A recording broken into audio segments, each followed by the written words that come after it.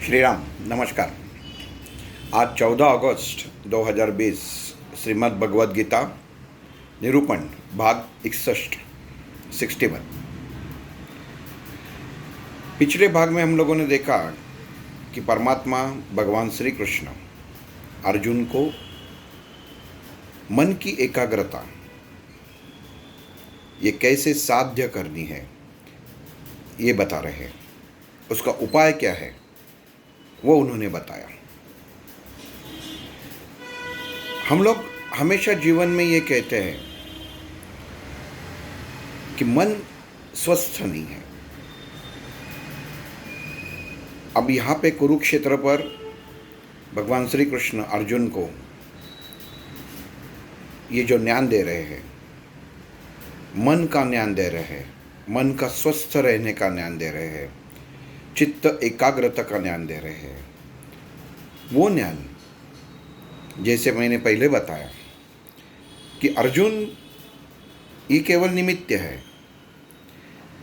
भगवान परमात्मा श्री कृष्ण ने सर्वसामान्य लोगों के लिए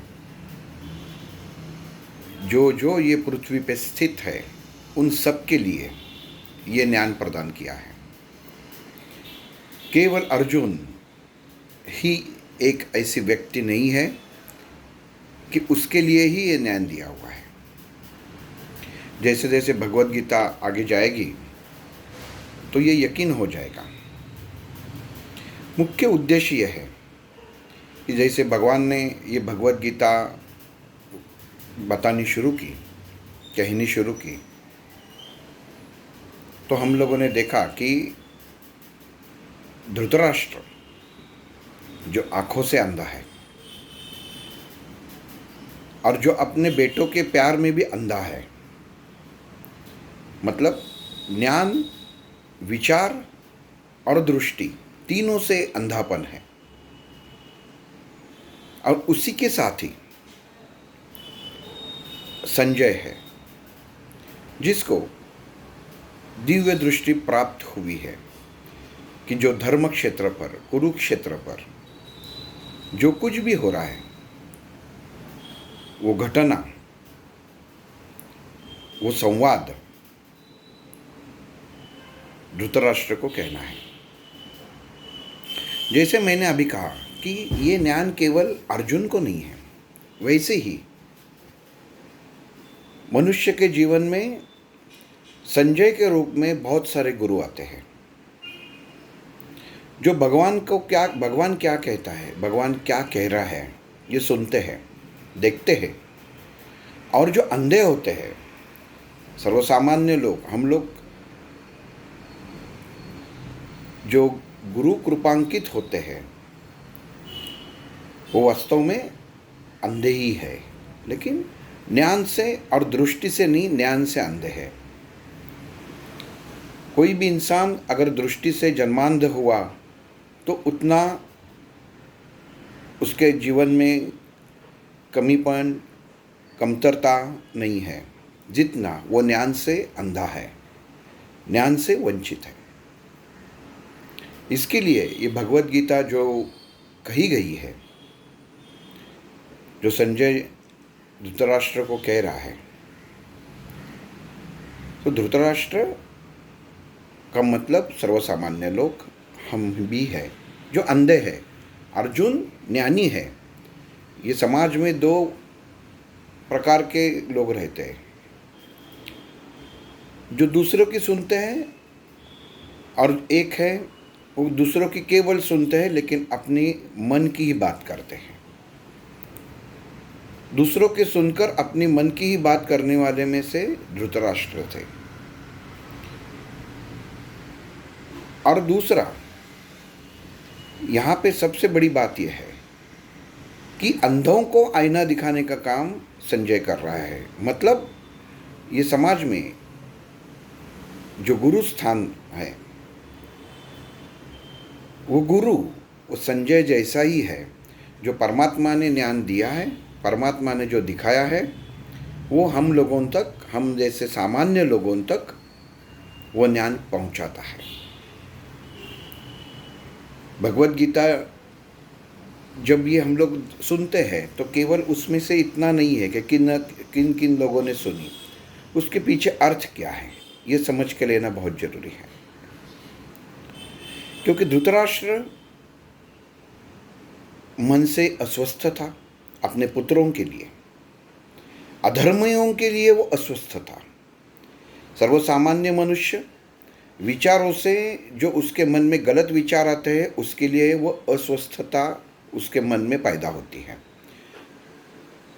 क्योंकि ये विचार आगे जाएंगे या नहीं, यही विचार से उसका मन असंतुष्ट रहता है। यहाँ पे केवल कौरव है, कौरव सेना है, वो अधर्मी है, लेकिन सर्वसामान्य जीवन में मनुष्य के मन में उत्पन्न होने वाले गैर विचार, अधर्मी विचार, ये कौरव सेना ही है। वैसे भगवान श्री कृष्ण यहाँ पे अर्जुन को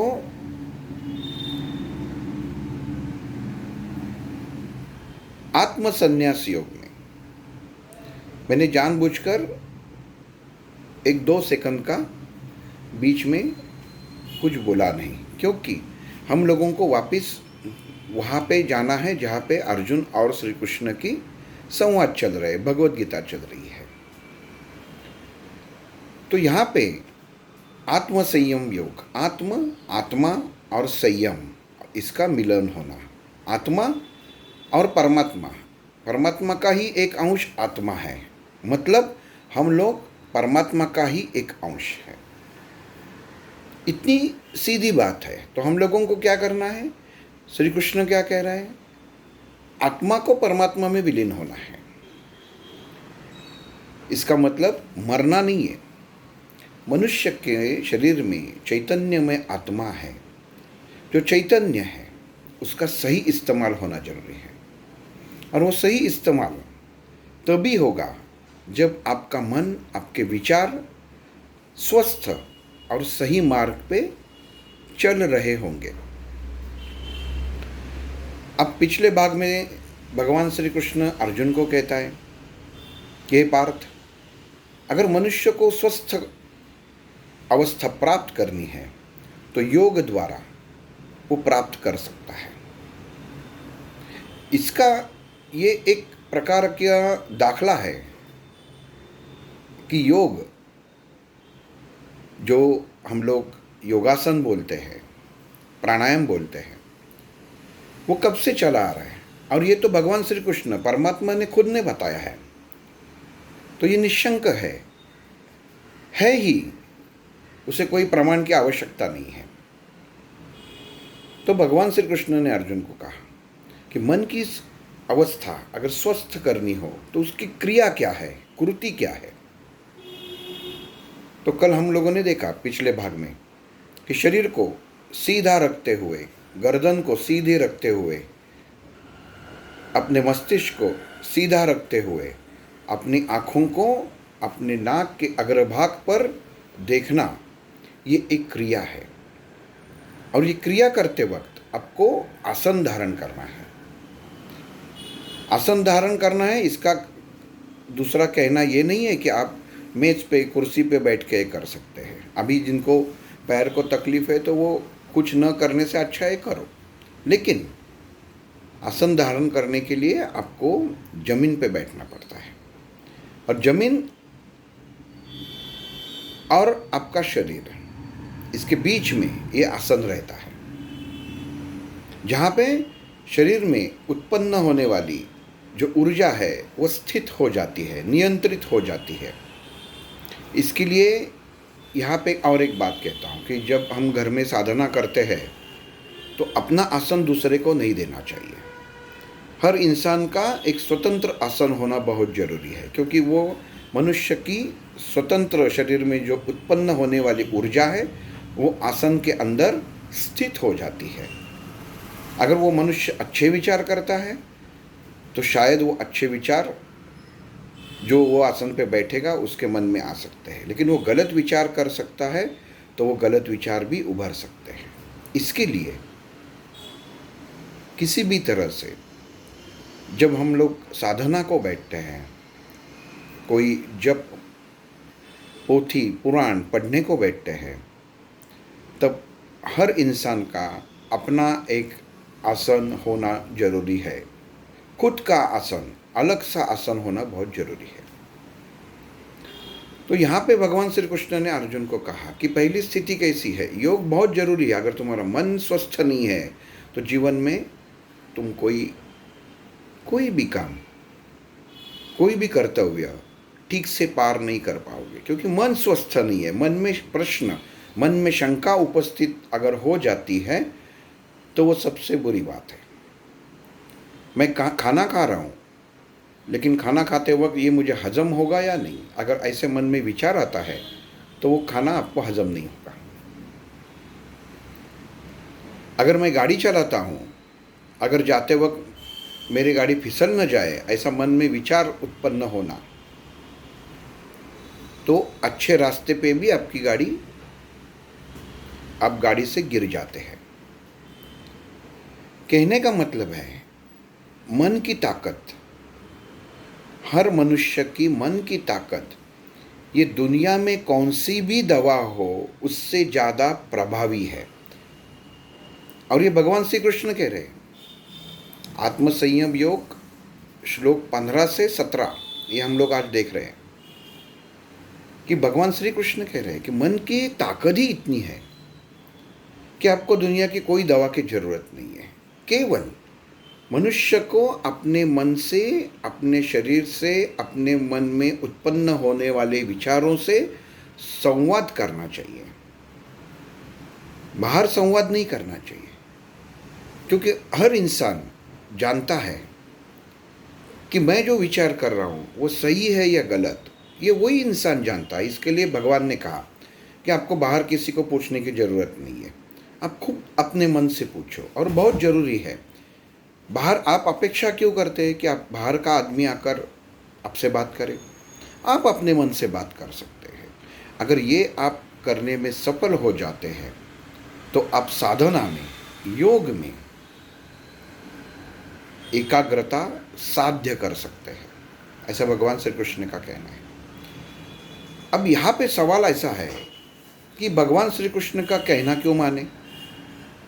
भगवान श्री कृष्ण ने कह दिया कि मन को स्थित अवस्था में, निर्विचार अवस्था में, वास्तव में निर्विचार अवस्था होती नहीं है, मेरा मन निर्विचार है, यही एक विचार है।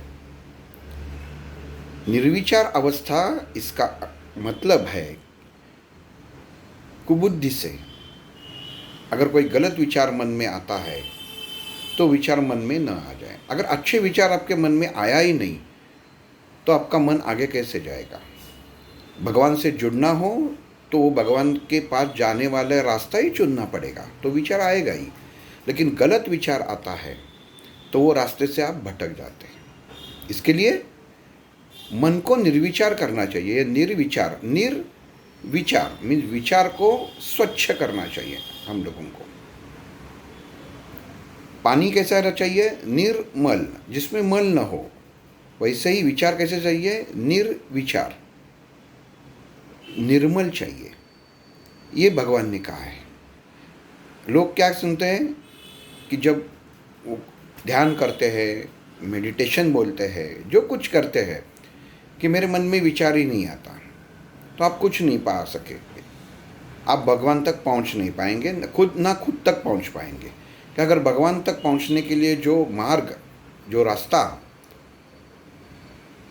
बताया हुआ है, अगर वो आप धारण नहीं करेंगे, वो विचार पे आप चलेंगे नहीं, तो जाहिर है कि आप वो रास्ते पे चलते हुए भी भगवान तक नहीं पहुंचेंगे। केवल दिखावा हो जाएगा कि मैं कितना निर्विचार हूँ। दूसरी बात, भगवान श्री कृष्ण ने कहा कि अपने आँखों को, नाक के अग्रभाग को देख लो। ये अवस्था जब हो जाती है तो मनुष्य कहाँ ना कहाँ तो केंद्रित होना बहुत जरूरी है। मनुष्य का विचार, मनुष्य की बुद्धि कहाँ तो भी केंद्रित होना बहुत जरूरी है। बहुत सारे लोग बोलते हैं कि अपने सांस के ऊपर ध्यान दो, कि कितना सांस धीरे धीरे अपने शरीर के अंदर जा रहा है। लेकिन यहाँ पे भगवान ने कहा है कि आप आँखों को, अपने नाक के अग्रभाग को स्थिर तत्व से, स्थिरता से देखें। इसके लिए आप ये कृति करके देखिए। आपका मन, आपके मन में उभरने वाले विचार अपने आप निकलना चालू हो जाएगा। आप ये कृति करके देखिए, केवल ये कृति। क्योंकि जैसे ही आँख अपने नाक के अग्रभाग को देखने की कोशिश करते हैं तो अपने मस्तिष्क में जो नाड़ी है, जो वेंस है, जहाँ जहाँ से अपने मस्तिष्क को खून का हृदय से, इंग्लिश शब्द मुझे अभी हिंदी शब्द याद नहीं आ रहा है, सप्लाई होता है, तो वो स्थिर हो जाते हैं, गतिमान हो जाते हैं। स्थिर होके गतिमान होना अलग कृति है। तो ये कृति आप करके देखिए। ये कोई पुस्तक में ये कहने की, किसी से पूछने की जरूरत नहीं, क्योंकि ये प्रमाण है। ये भगवान श्री कृष्ण ने कहा है, आत्मसंयम योग श्लोक 13। अगर चाहिए तो भगवद गीता खोल के आप देख सकते हैं। दूसरी बात, आगे चल के भगवान श्री कृष्ण ने कहा है कि केवल योग साधने से कुछ होगा क्या? नहीं होगा। इंसान को अपने शरीर को जितना खाना देना चाहिए, जितना इंसान को खाना खाना चाहिए, उतना ही खाना उसने खाना चाहिए। और इंसान ना मोटा होना चाहिए, ना दुर्बल होना चाहिए। देखिए, ये बात भगवद गीता में कही गई है, जो आज की सबसे बड़ी समस्या है। इसका मतलब आप जान सकते हैं कि उस वक्त भगवान श्री कृष्ण को उन्होंने उसी वक्त सोचा रहेगा कि आगे चल के क्या होने वाला है। मनुष्य प्राणी किस वजह से संकट में आ सकता है? खाने की वजह से। जो चीज खाने में शरीर में ऊर्जा निर्माण करती है, वही जहर बन जाती है। मनुष्य के जीवन में कोई भी चीज़, अगर इंसान जो कुछ भी ग्रहण करता है, वो खाना हो, पानी हो, कुछ भी हो, अगर वो नियंत्रण से ज़्यादा हो, उसकी शरीर की जो अपेक्षा है, शरीर की जो मांग है, उससे ज़्यादा खाता है तो वो मोटा हो जाएगा। और जितनी उसकी शरीर को चाहिए, उस जितनी मांग है, उससे कम खाता है तो वो दुर्बल हो जाएगा। इसके लिए भगवान श्री कृष्ण ने कहा है, नियंत्रण बहुत जरूरी है। जिस शरीर को जितनी ऊर्जा चाहिए, उतना ही खाना उसे खाना चाहिए, उससे ज़्यादा खाना नहीं चाहिए। कि श्लोक 17 में ये दिया हुआ है भगवद गीता में, आत्मसंयम योग अध्याय 6 श्लोक 17। बाकी किसी को पूछने की जरूरत नहीं है। भगवान ने प्रमाण दिया है कि आपको अगर अपना मोटापन कम करना है तो क्या करना चाहिए। आप जो हमेशा का रोज का घर का खाना खाते हैं, वो केवल उतना ही खाना चाहिए जिससे आपके शरीर में ज़्यादा मोटापन पैदा ना हो और आप दुर्बल ना हो। मतलब खाना नियंत्रित होना जरूरी है। जो कुछ सामने है वो खाते जा रहे, तो ऐसा नहीं होना चाहिए। अब ये चीज़ भगवान श्री कृष्ण अर्जुन को कह रहे हैं कि अर्जुन, अगर तुम खाना ज़्यादा खाते हो और तुम्हें नींद आती है तो तुम परमात्मा को प्राप्त नहीं कर सकते। अगर तुम खाना कम खाते हो और तुम्हारे शरीर में खाना कम जाने की वजह से तुम्हारे मन को, तुम्हारे विचारों को शांति नहीं मिलती और तुम्हें नींद नहीं आती, तभी तुम परमात्मा को प्राप्त नहीं कर सकते। अब यहाँ पे एक बात मैंने अभी कही थी कि ये भगवान श्री कृष्ण कह रहे हैं और हम लोग क्यों सुने। हम लोग जो बोलते हैं ना कि जो सिखाता वही है, जो शिक्षक है, जिसने उसका ज्ञान प्राप्त किया है, नहीं तो वो विद्या आत्मसात की है, ग्रहण की है, वही इंसान सिखा सकता है। अब देखिए, भगवान श्री कृष्ण का आप चरित्र अगर पढ़ेंगे तो उनके जीवन में जन्म से जब उन्होंने अवतार छोड़ दिया तब तक पूरा जीवन रोज ना रोज कुछ कारण की वजह से अशांतता, युद्ध, कहाँ पे कुछ संकट आ रहा है, किसी को साथ वो जाके समेट करना जा रहा है। कहने का मतलब यह है, हर पल उनका दिमाग चालू ही रहता था, अशांत रहता था। उसमें भी उन्होंने ये योग साध्य किया था। भगवान श्री कृष्ण ने खुद ने साध्य। भगवान श्री कृष्ण का चेहरा देखिए, उसकी सूरत आपके आंखों के सामने आई है। कभी ऐसा दिखता है कि वहाँ पे कोई चेहरे पे कोई चिंता में भाव है, विचार में भाव है? नहीं आएगा, क्योंकि ये योग का फल है। इतना व्यस्त होने के बावजूद भी भगवान श्री कृष्ण ने वो कला साध्य की थी और वो अमल खुद कर रहे थे, और जिसका वो उन्होंने खुद उसका अनुभव करके वही चीज़ भगवान श्री कृष्ण अर्जुन को बता रहे हैं कि युद्ध करने में केवल आप शस्त्र उठाए और युद्ध करें ऐसा नहीं होता। मन का स्वस्थ होना बहुत जरूरी है, क्योंकि मन ही चीज़ ऐसी है कि अगर तुमने सामने वाले तुम बोल रहे हो कि मैं मेरे रिश्तेदारों के और कोई भी बाण, कोई भी तीर नहीं छोड़ूंगा, तो बाद में अगर तुमने छोड़ दिया तो तुम्हारे मन की अवस्था ये सर्वसाधारण होनी चाहिए, और सर्वसाधारण अवस्था होने के लिए उसमें तुमको आनंद भी नहीं होना चाहिए और दुख भी नहीं होना चाहिए। सर्वसाधारण अवस्था है, और ये अवस्था प्राप्त करने के लिए तुम्हारा मन शांत होना जरूरी है, क्योंकि ये कर्म से जुड़ी है। जो किया है वो मेरा धर्म था, इसके लिए मैंने कर्म किया, ये मैंने नहीं किया। जब ये मैं आ जाता है तभी सब गाड़ी बिगड़ जाती है। और ये मद, मोह, मत्सर, माया, अहंकार, ये सब चीज़ें, जैसे अर्जुन मैंने तुम्हें इंद्रियों के बारे में बता दिया, ये सब चीज़ों को अगर तुम्हें वश में रखना है तो तुम्हारा मन स्थिर होना जरूरी है। और ये स्थिरता आने के लिए तुम्हें अपने आत्मा से एक रूप होना जरूरी है। और कौन से आत्मा से एक रूप होना जरूरी है? तो वही आत्मा से एक रूप होना जरूरी है जो कोई भी कृति होने के बाद भी, अच्छी हो बुरी हो, वो शांत रहती है। मतलब वो इंसान का स्वभाव शांति रहता है। कुछ कर्म किया तो मैंने नहीं किया, अगर नहीं हुआ तो कोई बात नहीं। इसे इंग्लिश में न्यूट्रल कहते हैं, न्यूट्रल हो जाना, निर्विचार हो जाना। तो इसके लिए खाने के ऊपर भगवान श्री कृष्ण ने कहा, पहले तो उन्होंने कैसे करना है योग वो बताया। अब यहाँ पे 17वें श्लोक में वो बता रहे हैं कि इंसान को खाना, उसके शरीर को जितनी ऊर्जा चाहिए उतना ही खाना चाहिए।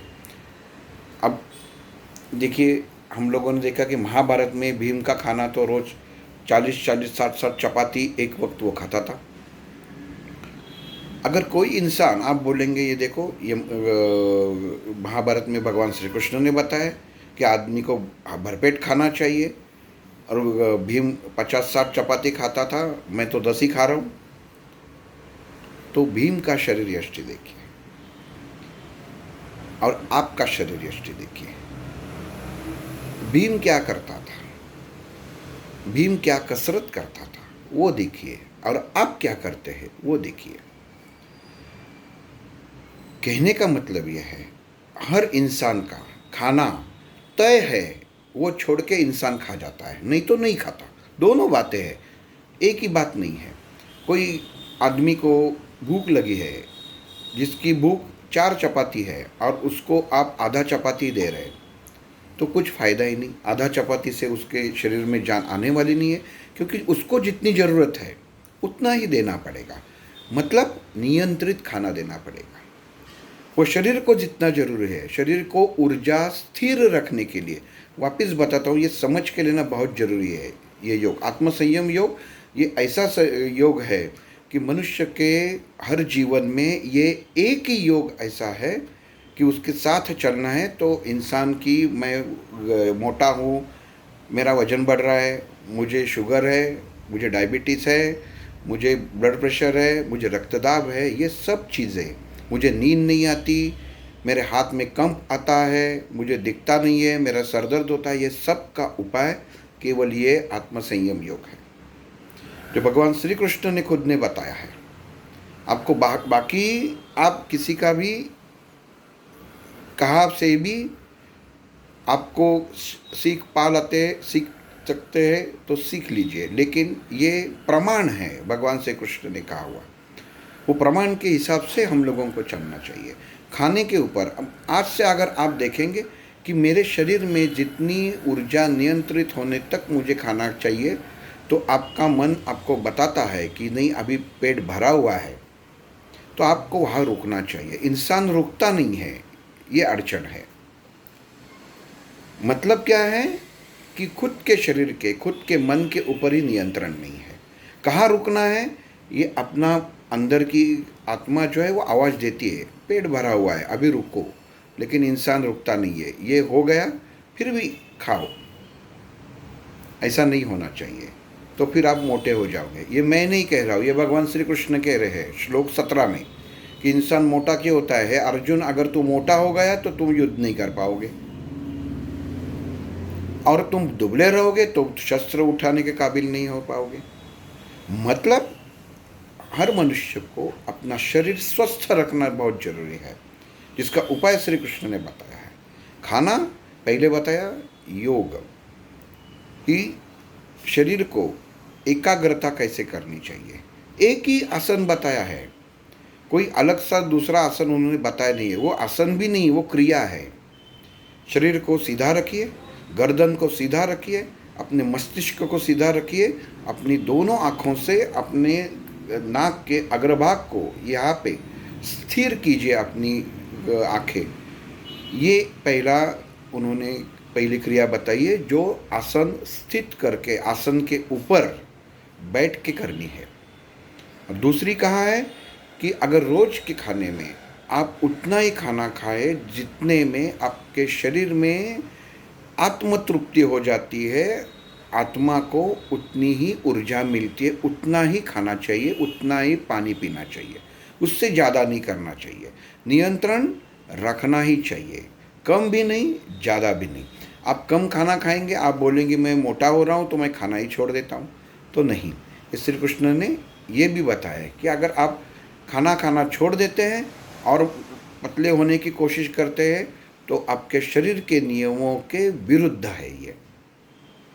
तो आप अभी जो किसी ने अगर ये देखा वीडियो और उन्होंने सोचा कि मैं खाना छोड़ के मेरा वज़न कम करता हूँ, अगर किसी का रहा तो वो गलत बात है।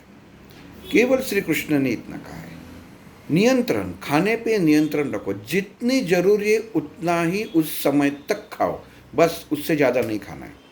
सुबह एक बार खाया, अगर आपको भूख नहीं है तो आप मत खाओ। जिस समय आपका शरीर आपको बोलेगा अभी मुझे भूख लगी है, उस वक्त थोड़ा खाओ, ज़्यादा मत खाओ। जितना आपको शरीर को ऊर्जा पैदा हो जाती है, वो शरीर को नियंत्रित करने के लिए आपके मन के अंदर से आवाज़ आता है कि भाई बस अब रुक, तो रुकना चाहिए। नहीं तो इधर इतना टुकड़ा है, मैं पूरा मैं अनाज फेंकूंगा कैसा, इसके लिए मैं खा रहा हूँ। नहीं, आप बाजू में रखो, आप बाद में भी खा सकते हैं। ये क्रिया है जो खुद भगवान श्री कृष्ण ने बताई है। कभी हम लोगों ने देखा है कि अभी तो हम लोग जब देखते हैं कि दूरदर्शन पे इसकी मालिका आती है, सीरियल आती है, तो कोई ऐसा केवल भीम छोड़ के, उसकी तबीयत ही वैसी थी भीम की, बाकी छोड़ के श्री कृष्ण जिसका पेट बाहर आया है, अर्जुन का पेट बाहर आया है, नकुल सहदेव का किसका। कहने का मतलब ये है कि वो पात्र के अनुसार उन्होंने चुनाव नहीं किया होता उस समय।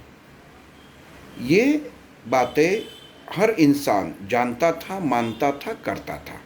बाद में जैसा कलयुग आया, वो एक एक चीज़ दूर होती गई और इंसान अपने ही अड़चन में फंस गया, अपने ही प्रॉब्लम में फंस गया।